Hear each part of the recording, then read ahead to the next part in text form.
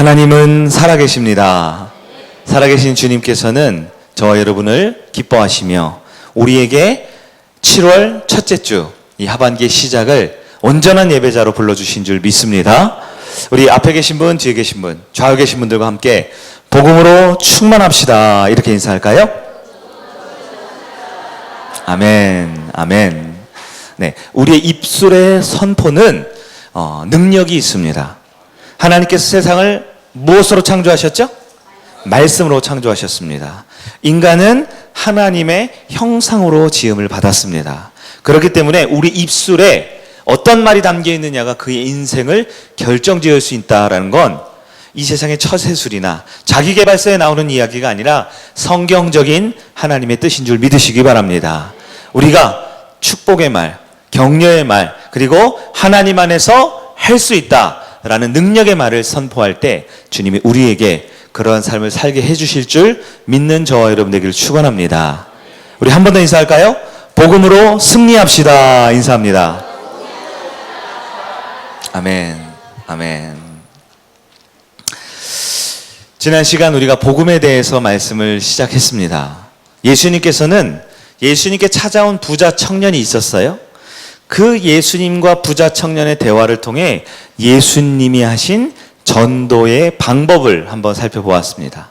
그리고 그 전도 방법 속에 녹여진 이 복음의 가장 중요한 속성들을 지난주부터 또 이번 주, 앞으로 몇 주 동안 우리가 좀 더 깊이 살펴볼 때에 우리가 말씀을 그저 은혜 받고 참 좋다, 참 이것이 도전된다, 그 수준에서 더 뛰어넘어 우리의 삶이 예수님과 같이 복음으로 충만한 저와 여러분 되시기를 축원합니다. 예수님께서는 부자 청년이 찾아왔을 때 영생을 어떻게 얻는지를 물어봤죠. 그런데 예수님께서는 부자 청년에게 무슨 말씀을 하셨냐? 하나님에 대해서 말씀을 하기 시작하셨어요.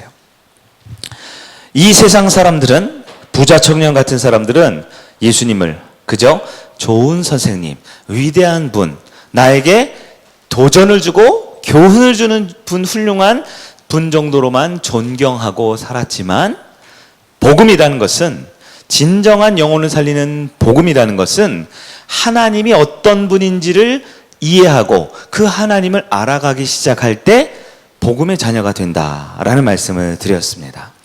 그리고 우리가 전도할 때 한 영혼을 사랑해야죠. 그러나 한 영혼을 사랑하는 것보다 더 사랑해야 할 분이 있다고 그랬습니다. 누구죠? 하나님을 사랑하는 마음이 없이는 영혼을 사랑할 수 없다라고 말씀을 드렸어요. 복음 그리고 전도는 오직 하나님의 사랑과 공의, 거룩이라는 그분의 속성을 균형 있게 이해하는 사람에게 먼저 복음의 은혜가 주어지고 그 복음을 나눌 수 있다라는 것이 우리가 지난 시간까지 말씀이었습니다. 오늘은 복음 두 번째 시간으로 하나님의 법을 회복하라, 하나님의 법을 회복하라라는 말씀을 나누도록 하겠습니다.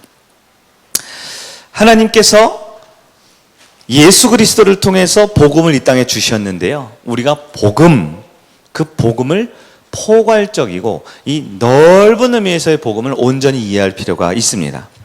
부자 청년은 복음을 어떻게 이해했냐? 구원 얻는 방법으로만 이해했어요. 영생 얻는 방법으로만 복음을 이해했습니다.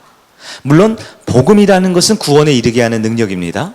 복음이라는 것은 구원받을 수 있고 영생받을 수 있는 하나님의 특권입니다. 믿으십니까? 그러나 복음을 처음 접할 때 그저 구원 얻는 구원 공식, 영생 얻는 영생의 방법론으로 접근하면 안 된다라는 것을 예수님이 알려주셨어요. 왜냐? 부자 청년은 예수님을 뭐라고 불렀죠? 선한 선생님이요. 그는 예수님을 하나님으로 여기지 않았던 것입니다.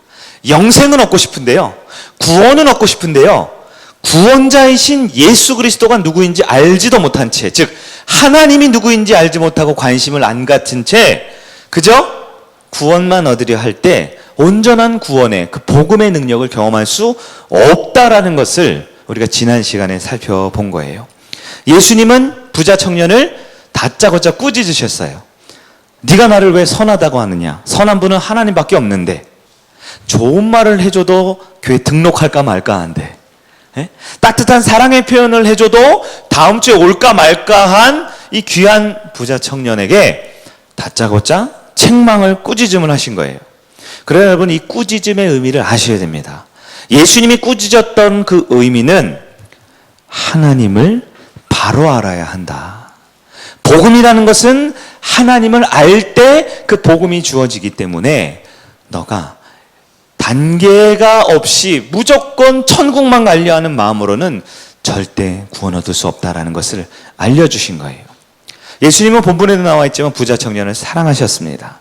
그 사랑하는 방법으로 예수님의 방법은 부자 청년에게 하나님의 속성, 하나님을 알아야 한다라는 거예요. 그리고 오늘 본문에 하나님의 법을 알려주시는데요. 여러분, 하나님의 법, 우리가 가장 대표적으로 하나님의 율법이라는 것을 알 때 10가지 계명이 있어요. 여러분, 어디 있습니까? 그 계명이? 네, 10계명이 어디 있습니까? 네, 성경책에 있죠. 네, 출애굽기 20장에도 있고요. 어려운 분은 성경책 맨 뒤에 딱 보면 있지요. 거기 보면 여러분 첫 번째부터 네 번째까지 계명이 있어요. 1부터 4, 네 번째 계명. 근데 여러분, 이 첫 번째에 있는 네 가지 계명은 누구와 관련되어 있는 계명인가? 바로 하나님과 관련되어 있는 계명이에요. 첫 번째가 뭐예요? 나 외에 다른 신을 섬기지 말라. 두 번째가 우상을 만들지 말라.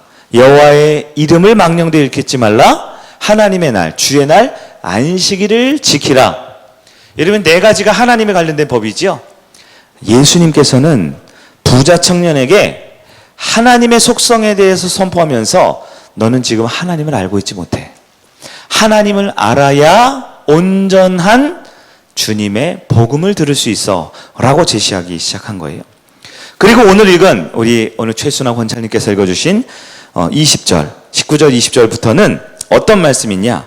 10계명의 나머지 6개의 계명에 대한 본문이 있는 거예요. 그러니까 실제로 예수님은 부자 청년에게 10가지 계명을 다 얘기해 주신 거예요. 처음에는 하나님을 알아야 되는데 그 하나님께 관심이 없는 부자 청년에게 4가지 계명의 본질인 하나님을 사랑하고 하나님을 알아야 한다는 걸 알려주시고요. 5번째부터 특별히 9번째 계명을 구체적으로 말합니다. 19절부터 보면 무슨 내용이 있냐? 순서는 조금 다르지만 결국 여러분 10계명 5번째가 뭐예요? 부모를 공경하라. 그 다음 살인하지 말라. 간음하지 말라. 도둑질하지 말라. 마지막 거짓 증언하지 말라. 이러한 계명들을 예수님께서 쭉 설명을 하시고 있다라는 거예요. 자, 여기서 우리가 잠깐 짚고 넘어갈 게 먼저 있어요. 뭐냐? 바로 부자 청년이 어떻게 구원을 얻습니까를 물어봤을 때 예수님은 부자 청년에게 무엇을 제시하셨다고요? 10계명, 즉 율법을 제시하셨다라는 것을 우리는 알아야 돼요. 그러면 예수님은 이 율법을 잘 지키면 구원 얻는다, 이 말씀을 하고 싶으셨을까요? 그렇지 않습니다. 여러분, 구원은 예수 그리스도의 십자가의 은혜를 믿음으로 받습니까? 율법을 지킴으로 받습니까? 네? 믿음으로 받습니까? 행위로 받습니까? 근데 왜 예수님께서는 구원, 영생에 대한 질문을 가지고 있는 부자 청년에게 율법을 제시하셨을까요? 우리가 갈라디아서 2장 16절을 우리 화면에 있을 텐데요. 우리 한번 읽어보도록 하겠습니다. 갈라디아서 2장 16절 같이 한번 읽어봅니다. 시작. 사람이 오직 예수 그리스도를 믿음으로 말미암는 줄을 알므로 우리도 그리스도 예수를 믿나니 이는 우리가 율법의 행위로서가 아니고 그리스도를 믿음으로써 의롭다함을 얻으려 함이라. 율법의 행위로는 의롭다함을 얻을 육체가 없느니라. 아멘. 여러분, 이 진리를 믿으십니까? 구원은, 영생은 율법을 지켜서 받아요? 예수님을 믿어서 받아요? 믿음으로 받는 걸 꼭 기억하길 바랍니다. 그렇다면 왜 예수님은 영생과 구원을 물어보는 부자 청년에게 십자가의 죽음과 사랑, 그 은혜를 말씀하는 게 아니라 율법을 제시하셨을까요? 왜 율법을 제시하셨을까요? 여기서 우리가 이 복음의 본질이라는 요소를 온전히 이해할 필요가 있어요. 자, 복음이라는 것을 이해하시려면, 하나님의 은혜와 사랑이라는 복음을 이해하시려면 전제 조건이 있다는 것을 여러분 아셔야 합니다.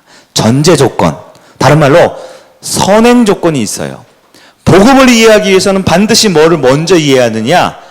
율법의 의미를 알아야 합니다. 왜 그럴까요?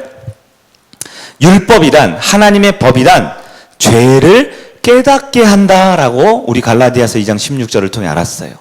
죄를 깨닫게 하는 것이 율법입니다. 그러면 왜 복음을 받아들이기 전에 율법을 알아야 합니까? 복음은 자신이 죄인이라고 느끼는 사람에게만 복음이 되기 때문입니다. 율법을 통하여 죄를 깨닫는 사람만이 복음의 온전한 은혜와 온전한 깨달음을 받을 수 있기 때문이에요. 마치 요즘처럼 폭염일 때 길거리 걸어가다가 시원한 냉수 한 잔 마셨으면 좋겠다, 그럴 수 있죠?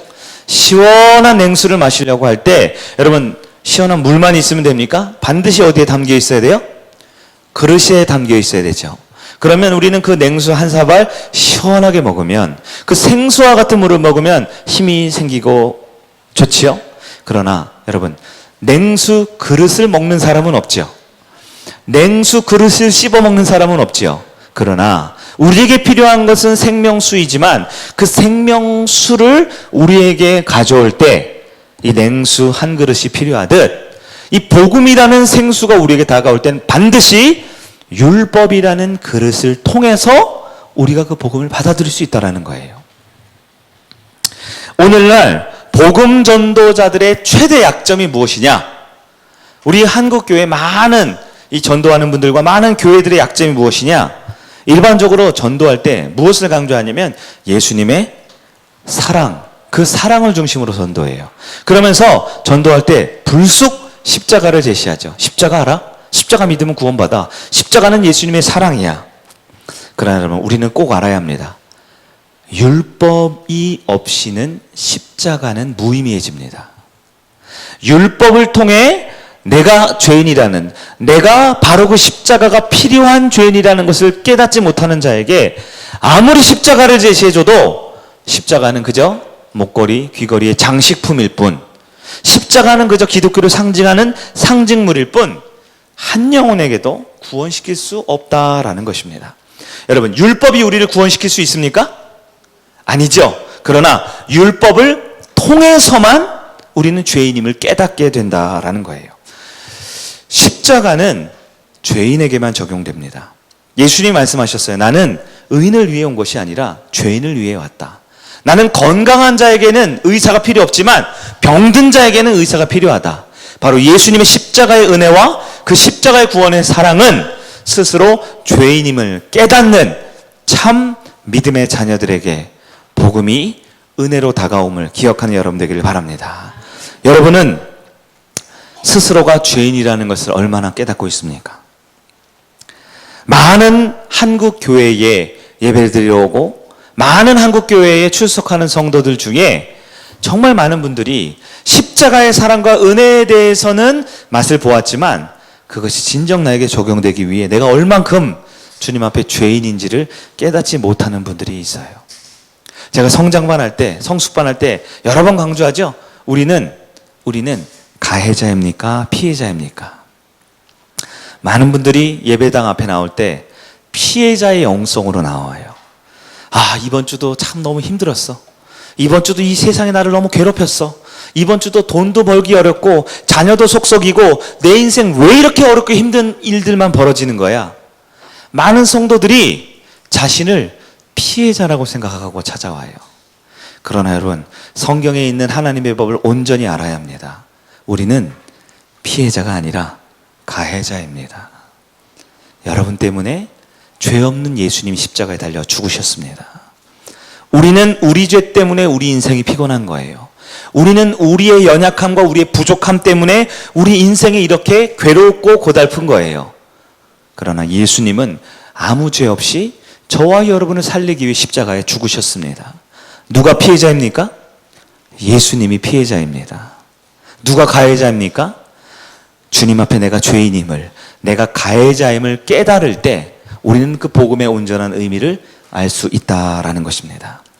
오늘 본문의 부자 청년의 문제가 무엇입니까? 그는 스스로 율법을 어긴 사람이라고 전혀 생각하지 않고 있습니다. 예수님께서 10가지 계명을 여러 가지 방법으로 제시하셨어요. 그럴 때 부자 청년의 대답이 무엇입니까? 저는 어려서부터 그것을 다 지켰나이다. 10가지 계명, 하나님 관련된 4가지 계명도 모르고 나머지 5번째부터 마지막 계명에 대해서도 나는 괜찮은 사람이에요. 나는 다 지킨 사람이에요. 난 윤리 도덕적으로 감옥에 갈 일, 재판받을 일이 없는 깨끗한 사람입니다. 라고 말하는 사람에게는 복음이 들어갈 자리가 없는 거예요.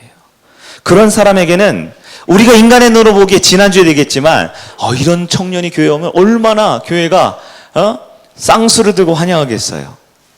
그러나 스스로 죄인임을 깨닫지 못하면, 스스로 주님의 복음을 필요하다고 느끼지 못하면 천국에 가고 싶다고 해서 예배를 드린다고 해서 그 복음의 능력이 그에게 주어지지 못함을 우리는 깨달을 수 있어야 합니다. 이 시간 우리는 복음을 온전히 받아들일 수 있어야 합니다. 예수를 믿고 천국 가는 여러분 되기를 축원합니다. 이것을 위해 우리는 내가 하나님 앞에서 죄인임을 깨닫고 고백하며 그 죄인인 내 앞에 필요한 복음을 받아들이는 여러분이 되기를 축복합니다. 오늘날 현대 전도 방법에는 물론 이런 말을 하죠. 여러분 죄인입니다. 웃으면서 이렇게 얘기를 합니다. 그러면서 당신이 죄인임을 인정합니까? 그러면 많은 사람들이 당혹해요. 저 크게 죄 지은 거 없는데요? 그러면 전도하는 입장에서는 비장의 무기를 씁니다. 비장의 카드를 꺼내요. 뭐가 있을까요? 뭐가 있을까요? 로마서 3장 23절. 우리 다다음 거 화면 보여주세요. 3장 23절. 다음 거예요. 네, 시작. 모든 사람이 죄를 범하였음에 하나님의 영광에 이르지 못하더니. 여러분 이 말씀은 진리입니까? 거짓입니까? 진리죠? 그런데 우리가 복음 제시하다가 당신이 죄인입니다 이 얘기를 해야 되는데 그 사람이 주저하면 냉큼 이 말씀을 제시해요. 모든 사람이 죄를 범하였음에 하나님의 영광에 이르지 못하더니. 다 죄인이라잖아요. 죄인이에요? 아니에요? 그럼 그 사람이 뭐랄까요? 죄인인 것 같네요. 그렇죠? 여러분 이런 방법으로는 내가 죄인이라는 것을 깨닫게 해줄 수 없다라는 거예요. 하나님보다 더 선한 사람이 어디 있겠습니까? 그래 저도 죄인이죠. 제가 뭐 완벽하겠어요? 저도 부족하지요. 이런 식으로 스스로 죄인이라는 것을 마지못해 인정하고 하나님 앞에 나온다라면 사실 그 사람은 오늘 본문의 부자 청년처럼 이 정도면 괜찮지. 이번 주 내가 무슨 살인을 해서 강도짓을 했어. 나 정도면 정직하게 살았지. 예배 시간도 왔고 저 헌금함에 헌금도 했잖아. 나 정도면 괜찮지. 복음이 들어올 준비가 안 돼 있는 사람이라는 거예요. 이 부자 청년은 예수님의 가르침에 있는 율법 그 의미를 먼저 자신에게 적용할 수 있었어야 돼요. 그리고 자신이 죄인이라는 것을 인정하고 깨닫고 나아갈 수 있었어야 합니다. 로마서 7장 7절을 보겠습니다. 시작. 그런즉 우리가 무슨 말을 하리요? 율법이 죄냐? 그럴 수 없느니라. 율법으로 말미암지 않고는 내가 죄를 알지 못하였으니 곧 율법이 탐내지 말라 하지 아니하였더라면 내가 탐심을 알지 못하였으리라. 아멘. 우리 가능하면 줄 간격을 좀 잘 맞춰서 해주시기 바라요. 자, 죄를 깨닫게 하는 것이 하나님의 법 율법의 의미입니다. 여러분 지금도 마찬가지입니다. 율법을 지켜서 구원 얻는 게 아닙니다. 율법을 지켜야만 천국 가는 게 아닙니다. 그러나 율법을 통해 내가 죄인임을 깨닫고 하나님 앞에 나아가지 못하면 복음의 의미를 온전히 알 수 없다라는 거예요. 여러분 오늘날 교회는 과거 그 어느 때보다 하나님의 법에 대해서 잘 말하지 않는 것 같아요. 오늘날 많은 교회의 설교 메시지는 위로, 권면, 사랑과 희망과 회복과 어떻게 하면 여러분 주님의 사랑 안에 살아갈 것인가 그 은혜를 선포하기 쉽습니다. 지금까지 열거한 것들은 거짓이 아니라 다 진리이지요. 그러나 그 하나님의 은혜와 사랑과 회복과 그 아름다운 주님의 은혜의 이야기들은 자기가 죄인임을 깨닫고 하나님 앞에 율법에 비추어 내가 복음이 필요한 사람입니다라고 엎드린 사람에게만 적용된다라는 거 우리는 기억해야 합니다. 오늘날 많은 성도들이 이 10계명에 있는 말씀, 성경에 있는 많은 법을 너무나 쉽게 무시하는 경우가 많습니다. 여러분은 어떻습니까? 여러분의 삶에 십자가의 은혜, 그 예수님의 사랑은 알지만 하나님의 법에 대해서는 너무나 무지하며 살아가고 있지 않습니까? 아니면 의도적으로 무시하지 않습니까? 10계명에 있는 말씀, 여러분 얼마만큼 들여다보고 얼마만큼 지키려 하고 있습니까? 목사님, 너무 율법주의로 가는 거 아닙니까? 너무 율법을 얘기해서 우리를 숨 못 쉬게 힘들게 하는 것 아닙니까? 여러분, 율법의 온전한 의미를 아는 자만이 복음을 이해할 수 있습니다. 대표적인 10계명, 네 번째 계명이 무엇입니까? 안식일을 기억하여 거룩하게 지키라. 오늘 우리에게는 주일이라는 하나님이 안식일을 주셨죠. 안식일의 의미가 뭡니까? 예수님의 날, 하나님의 그 완성의 날, 하나님 앞에 온전히 나오고 예배하는 날, 말씀으로 충만하는 날이 아닙니까? 육체가 쉬는 날이 아니고 우리의 영혼이 하나님을 만나는 날이 안식일입니다. 그러나 여러분, 안식일은 온전히 지키라는 주님의 말씀, 여러분 얼마만큼 진지하게 받아들이고 있습니까? 결혼식이 있는데요, 친구 모임이 있는데요, 사업이 너무 바쁜데요. 우리의 믿음의 연약함 가운데 우리는 통탄하고 하나님 앞에 눈물로 나아갈 수 있는 영혼이 되어야 합니다. 여러분, 율법을 못 지키면 구원 못 받습니까? 안식일 날 예배 안 드리고 놀러 한번 간다고 구원 못 받습니까? 그렇진 않아요. 그렇진 않아요.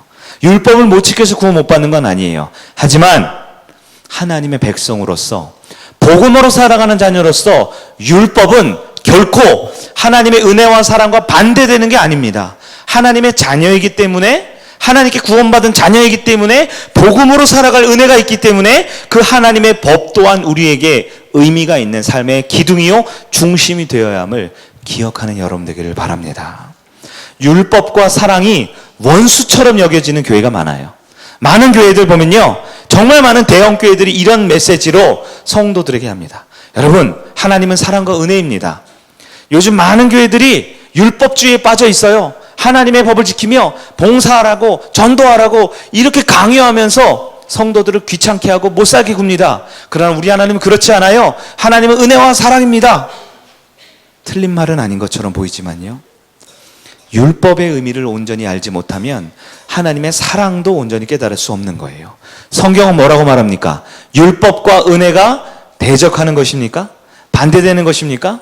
많은 성도들이 구약은 율법, 신약은 은혜, 이 이분법적인 잘못된 이원, 영지주의에 빠져 있습니다. 그러나 성경은 그렇게 말하지 않아요. 여러분, 마태복음을 한 장 볼까요? 마태복음 22장 37절에서 40절입니다. 우리 조금 기니까 우리 한 절씩 교독하며 읽겠습니다. 37절을 제가 읽을게요. 예수께서 이르시되 내 마음을 다하고 목숨을 다하고 뜻을 다하여 주 너의 하나님을 사랑하라 하셨으니 둘째도 그와 같으니 내가 내 이웃을 내 자신과 같이 사랑하라 하셨으니. 아멘. 여러분, 이 화면에 있는 말씀을 누가 하셨어요? 보세요. 37절에 뭘 하나님이요. 누가 하셨어요? 예수께서 하신 말씀이에요. 여러분, 율법과 하나님의 은혜의 사랑이 대적합니까? 아니죠. 첫째 되는 계명이 뭐예요? 사랑하는 거래요. 둘째 되는 계명이 뭐래요? 사랑하는 거래요. 이 두 계명, 즉 율법이 온 율법과 선지자의 가장 중요한 핵심 명령이다라고 말하고 있습니다. 여러분, 하나님을 사랑하고 사람을 사랑하는 것이 계명의 최종 목적이라는 거예요. 요한복음 14장 15절을 보겠습니다. 같이 읽습니다. 시작. 너희가 나를 사랑하면 나의 계명을 지키리라. 하나님을 사랑하고 예수님을 사랑하는 것이 뭐라고요? 율법을 지키는 거래요. 21절에는 이렇게 말합니다. 시작. 나의 계명을 지키는 자라야 나를 사랑하는 자니 나를 사랑하는 자는 내 아버지께 사랑을 받을 것이요 나도 그를 사랑하여 그에게 나를 나타내리라. 아멘. 사랑하는 여러분, 하나님의 법과 하나님의 은혜와 사랑은 결코 대적하는 것이 아닙니다. 화면을 빨리 빼주세요. 대적하는 것이 아닙니다. 하나님의 법과 하나님의 사랑과 은혜, 많은 교회가 이 두 가지 중에 한 가지만 선택해야 한다라는 이런 잘못된 생각을 가지고 있어요. 여러분의 삶은 어떠합니까? 오늘 이 자리에 하나님께 은혜를 받으러 왔습니까? 하나님 주신 계명을 지키러 왔습니까? 우리는 둘 다 하나님의 계명과 사랑 안에 지키고 누릴 수 있는 참 복음으로 살아가는 여러분 되기를 소망합니다. 요한일서 5장 2절 3절 우리 한 절 더 읽겠습니다. 시작. 우리가 하나님을 사랑하고 그의 계명들을 지킬 때에 이로써 우리가 하나님의 자녀를 사랑하는 줄을 아느니라. 하나님을 사랑하는 것은 이것이니 우리가 그의 계명들을 지키는 것이로다. 그의 계명들은 무거운 것이 아니로라. 아멘. 여러분, 우리 꼭 기억해야 합니다. 하나님을 사랑하고 이웃을 사랑하는 마음이 있을 때 하나님의 계명을 지킬 수 있습니다. 또한 동시에 하나님의 율법을 지키는 것이 주님과 사람들을 사랑하는 아름다운 서로 짝을 이루는 사랑과 율법의 관계임을 기억하는 여러분 되기를 바랍니다. 예수님께서는 부자 청년에게 하나님을 사랑하고 이웃을 사랑하는 이 계명의 본질을 10가지 계명을 설명하셨어요. 그런데 이 부자 청년은 지극히도 피상적으로 말씀을 받았습니다. 여러분의 예배드리는 모습을 한번 보셔요. 목사님이 설교를 합니다. 그러면 목사님을 봅니까? 주님을 봅니까? 하나님의 음성을 듣습니까? 사람의 목소리를 듣습니까? 하나님의 목소리를, 하나님의 그 모습을 바라볼 때 이 말씀은 살인하지 말라, 도적질하지 말라, 간음하지 말라 라는 딱딱한 성경 문구로 들리는 것이 아니라 내 영혼을 울리는, 내가 바로 그 앞에 죄인이라는 것을 깨닫게 하는 복음으로 들려지는 여러분 되기를 축원합니다. 그러나 부자 청년은요, 하나님을 모르기 때문에, 예수님을 모르기 때문에 이 계명을 그저 계명으로 받았어요. 여러분, 성경 뒤에 딱 보면 10가지 계명 리스트가 쭉 있는데 한번 쭉 읽는 것처럼 그저 문자적으로 지식적으로만 이해하면 부자 청년처럼 받아들이는 거예요. 예수님께서 10번째 계명을 풀어 설명합니다. 10번째 계명 21절 같이 한번 보겠습니다. 시작. 예수께서 그를 보시고 사랑하사 이르시되 내게 아직도 한 가지 부족한 것이 있으니 가서 내게 있는 것을 다 팔아 가난한 자들에게 주라. 그리하면 하늘에서 보화가 내게 있으리라. 그리고 와서 나를 따르라 하시니. 아멘. 예수님께서 지금 말씀하신 21절이 10계명의 몇 번째 계명에 해당합니까? 이게 10번째 계명에 해당하는 거예요. 마지막 계명. 그런데 하나님을 알지 못하고 내가 죄인임을 알지 못하면, 여러분 만약에 이 부자 청년에게 탐내지 말라 말했으면 뭐라고 대답했을까요? 저 부자인데요? 저 남의 돈 탐 안 내요. 남의 돈 사기친 적도 없고 빼앗은 적도 없어요 라고 이 계명을 문자적으로만 그저 나는 그거 상관없는 사람입니다라고 말할 게 뻔해요. 그렇기 때문에 예수님은 탐내지 말라라는 그 계명을 부자 청년에게 적용해서 말씀하십니다. 내게 한 가지 부족한 게 있다 하더라. 너가 가진 것을 다 팔아서 가난한 자들에게 나눠줄 수 있겠니? 이 말씀은 뭘까요? 자선 사업해야 구원받는다는 뜻입니까? 아니죠. 탐내지 말라는 말씀은 뭐예요? 하나님보다 물질을 더 사랑하는, 하나님보다 물질이 더 주인되어 있는 이 시대의 사람들에게 꼭 필요한 계명인데, 부자 청년은 문자적으로 이해하면 나 탐 안 내는데요? 나 부자인데요? 라고밖에 못 받아들이죠. 예수님이 하신 말씀이 뭐예요? 네가 가진 것을 다 팔아 가난한 자들에게 주라. 너의 인생의 주인을 하나님으로 여길 수 있겠니? 너는 돈보다 하나님을 더 사랑한다라고 고백할 수 있겠니? 말로만, 주일 예배 시간에만 주님을 사랑하는 게 아니라 너의 인생의 진정한 주인이 주님임을 삶으로 실천할 수 있겠니? 라고 말할 때 부자 청년은 어떻게 했을까요? 예수님은 부자 청년에게 작정하고 수술칼을 드신 거예요. 이 부자 청년이 겉보기에는 멀쩡해 보이지만 그의 몸속에는 온갖 더러운 것과 온갖 질병과 극심한 암세포가 있기에 그를 도려내어 그에게 상처를 내어 그 안에 있는 탐심이라는 10가지 계명을 모르고 하나님을 모르고 죽어가는 그 영혼을 살리기 위한 대대적인 수술을 하기 위해 그가 가진 것을 다 아파라 가난한 자들에게 줄 수 있을 만큼의 믿음의 결단을 요구하고 있는 거예요. 여러분, 부자 청년은 어떻게 됩니까? 22절, 우리 다음 주에 볼 말씀인데요. 22절에 따르면 부자 청년은 슬픈 기색을 하고 떠나가게 됩니다. 예수님께서는 교회에 등록하면 참 좋을 것 같은 한 청년을 그대로 떠나보내셨어요. 그대로 떠내보내셨어요. 그러나 여러분, 우리가 예수님은 아니고 우리가 하나님은 아니지만, 그래서 우리 교회에 찾아오는 성도들이 그의 영혼 가운데 무엇이 있는지 들여다볼 눈은 없지만 적어도 저와 여러분 우리 성일교회 성도님들은 복음의 본질이 무엇인지는 깨닫는 참 성도가 되기를 축원합니다. 우리가 복음을 전하고 복음을 나누고 복음으로 살아가게 하기 위해서는 내가 먼저 복음의 의미를 깨달아야 합니다. 예수님께서는 이 부자 청년을 그냥 떠나보냈어요. 그러나 이 부자 청년이 다시 돌아왔을까요? 안 돌아왔을까요? 부자 청년이 구원 받았을까요? 못 받았을까요? 그런 기록은 성경에 없죠. 그러나 저는 확신합니다. 부자 청년은 이제 복음을 받아들일 준비가 되었습니다. 그 전까지는 복음을 받아들이기 위해 자신이 죄인이라는 것을 알지 못했어요. 복음이 필요한, 십자가의 은혜가 필요한 사람이라는 것을 깨닫지 못한 사람이었어요. 왜요? 그는 계명을 지킨다고 생각했거든요. 살인한 적이 없어요. 간음한 적이 없어요. 도둑질한 적도 없고요. 탐낸 적도 없다고 자기는 느끼고 있었어요. 그러나 예수님께서는 그 부자 청년에게 십자가의 사랑과 그 은혜를 불쑥 제시하시기 전에 너는 먼저 하나님을 알아야 돼. 너는 먼저 스스로 죄인임을 깨달아야 돼. 그럴 때 그 십자가의 은혜가 우리에게 찾아올 거야라는 것을 먼저 선포하셨다라는 것입니다. 말씀을 정리해 보도록 하겠습니다. 예수님은 왜 이 선한, 이 순수한 부자 청년에게 십계명이라는 율법의 검으로 그를 아프게 했을까요?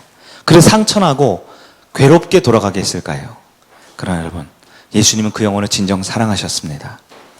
예수님께서는 그 영혼을 진정 살려주고 싶으셨습니다. 그 영혼을 위해서 예수님께서는 그 영혼의 십자가의 은혜가 필요한 죄인임을 깨닫게 해주고 싶으셨습니다. 부자 청년은 슬픈 기색을 하며 돌아갔습니다. 이 말은 뭘까요? 지금까지 나는 괜찮은 사람인 줄 알았던 거예요. 그러나 예수님께서 그 탐내지 말라는 말씀을 구체적으로 적용해 주자 그는 나는 그렇게 깨끗한 사람이 아니었구나. 그렇게 나는 괜찮은 사람이 아니었구나. 비록 지금 당장 내 모든 재물을 드릴 수는 없지만 내가 하나님보다 이 돈을 더 쥐고 살았구나 라는 죄인이라는 것을 깨달은 채 슬픈 마음으로 돌아갔다라는 것입니다. 여러분, 슬픈 마음 있는 사람은 예수를 만날 수 있습니다. 내가 죄인임을 깨닫는 사람은 예수를 만날 수 있습니다. 여러분, 예수님 앞에 내가 어떤 사람인지를 깨닫는 여러분 되기를 축원합니다. 우리는 다시 한번 그 복음의 의미를, 복음의 능력을 회복할 수 있어야 합니다. 오늘 말씀은 너무 딱딱하고 율법과 계명에 대한 말씀이었어요. 분명한 것은 계명을 지키고 율법을 지켜서 구원 얻는 것이 아닙니다. 그러나 우리가 너무 오랫동안 신앙생활하고 너무 오랫동안 교회 중직으로, 교회 일꾼으로 매너리즘에 빠져 오늘도 주님을 예배하고 찬양하지만 여전히 나는 복음이 필요하다라는, 여전히 나는 죄인이라는 것을 깨닫지 못하는 우리의 마음이 있다라면 다시 복음 앞에, 다시 예수의 십자가 앞에 내 모습을 돌아보며 참 복음의 능력으로 살아가는 우리가 되기를 주의 이름으로 축원합니다. 자리에 일어나셔서 우리 다시